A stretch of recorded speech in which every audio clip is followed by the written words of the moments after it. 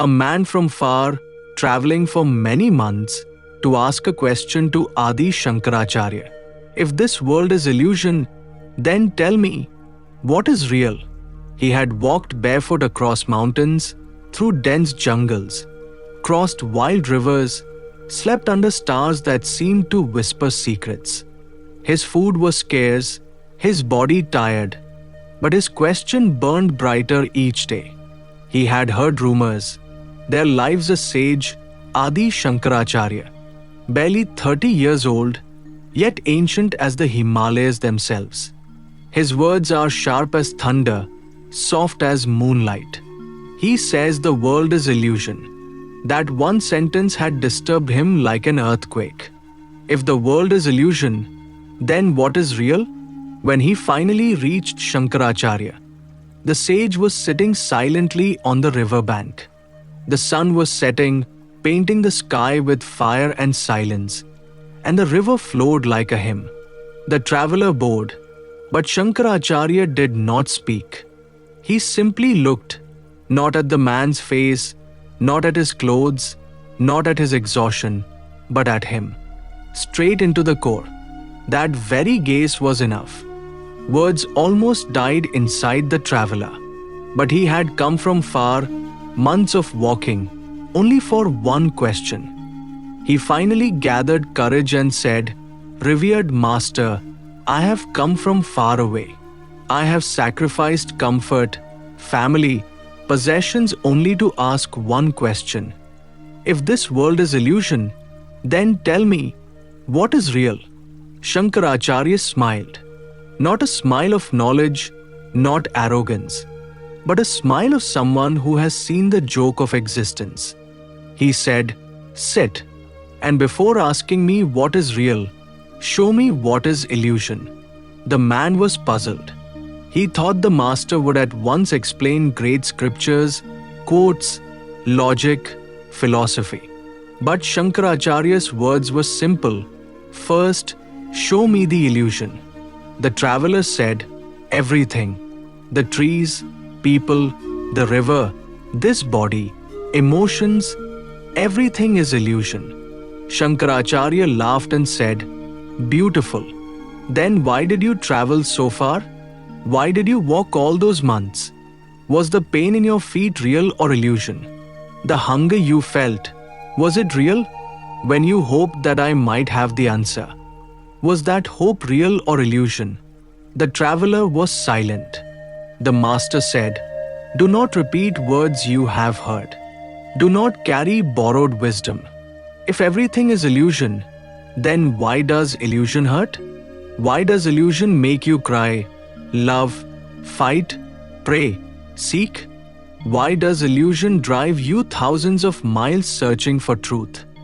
Then Shankaracharya lifted a stone from the river and without warning smashed it on the traveler's foot.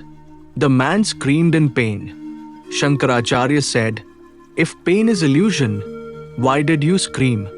The traveler, still holding his foot, said, Because it hurts." Shankaracharya said, "Very good. Pain is not illusion. Suffering is not illusion. The world is not illusion. Your interpretation of it is the illusion." He continued, "The world is not illusion. The world as you perceive it is illusion. You don't see what is. You see only what your mind projects.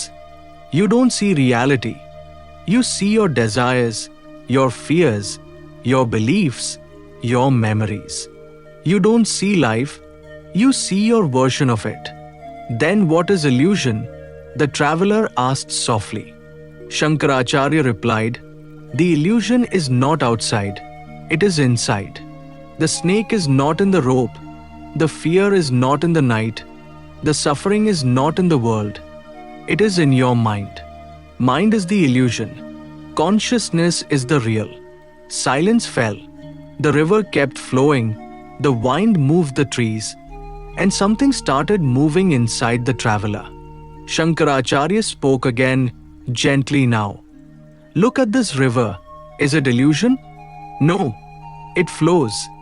It quenches thirst. It reflects the moon. The river is real, but the river in your mind is illusion. Your idea, your judgment, your belief, your name for it. The real river exists without your opinion. The one in your mind disappears the moment I say. It is called Yamuna or Saraswati or Ganges. The world exists, but the world you interpret, that is illusion. The tree exists, but beautiful or ugly is illusion. The sun exists, but good omen or bad omen is illusion. Your body exists, but I am young, old, attractive, ugly, important, unimportant, illusion. Everything that is interpreted is illusion.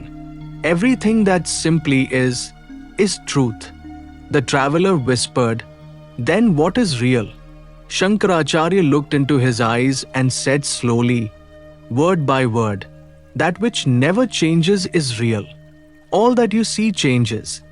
Youth turns into old age, day becomes night, birth melts into death, lovers become strangers, kings become dust.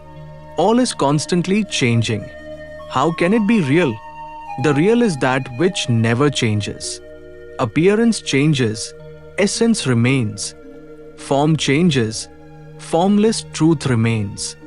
The river changes, the drop changes, the wave changes, but water remains. Water is real. Birth changes, death changes, body changes, mind changes, but consciousness remains. Consciousness is real. The traveler felt something loosen inside him. A quietness. Not an answer, but a glimpse. But Shankaracharya was not finished. He said, "The world is not unreal, but the world as you imagine it is unreal.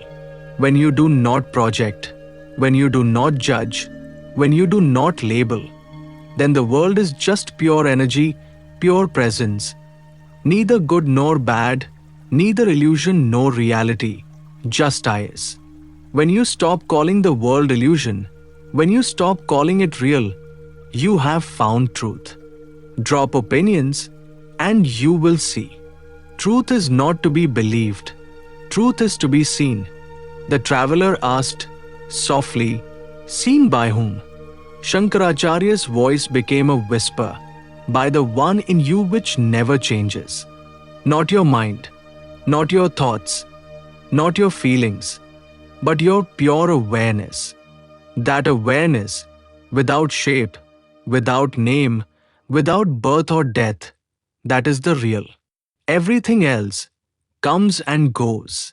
Silence again. This time, the silence was different. It was not absence of sound. It was presence of truth. The traveler closed his eyes. Something had changed.